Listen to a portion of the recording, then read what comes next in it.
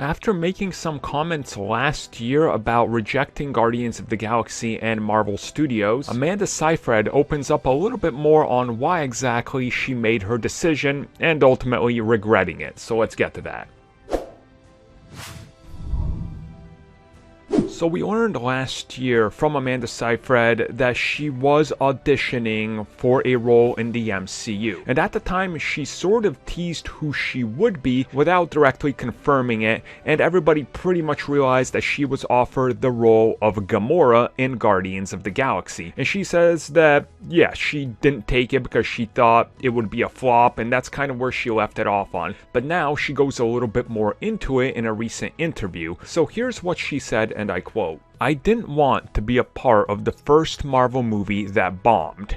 Who wants to see a movie about a talking tree and a raccoon? Which is clearly, I was very wrong. The script was great. It was all based on not wanting to be that guy. Because if you're the star of a giant movie like that and it bombs, Hollywood does not forgive you. I've seen that happen to people, and it was a giant fear. I thought to myself, is it worth it?" So here's the thing, a lot of people, give her crap for this, but can we stop having this revisionist history on Guardians of the Galaxy where apparently the moment it was announced, everybody was excited, the fandom was excited, everybody was tripping over one another saying, yes, a talking tree and the raccoon are gonna be the greatest thing ever, I can't wait to see this, they're gonna outsell Superman and Batman. Can we stop that revisionist history for a second? If you guys remember, and go back and look at all the articles, unless they've been deleted by those websites, which has happened plenty of times, everybody, unless you were a hardcore comic book fan,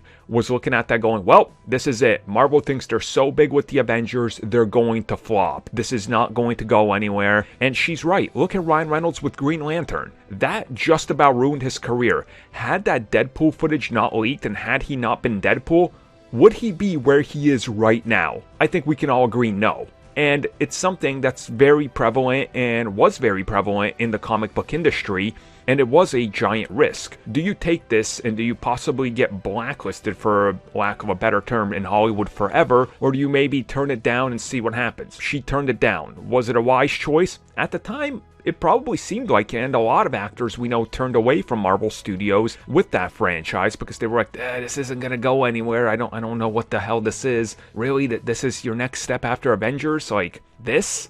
But yeah, it's kind of the thing. That's how it went. Ultimately, yeah, she regrets it, but it is just one of these things where in hindsight, it could have gone either way. And it's one of these things where clearly they wanted to work with her, so maybe somewhere down the road she'll be back, because we know they always circle back to actors that turned them away the first time, or second time, or even third time. I think had she been cast, she would have done a decent enough job. I mean, she was great in Mean Girls, so, she's got talent, but who knows what could have been.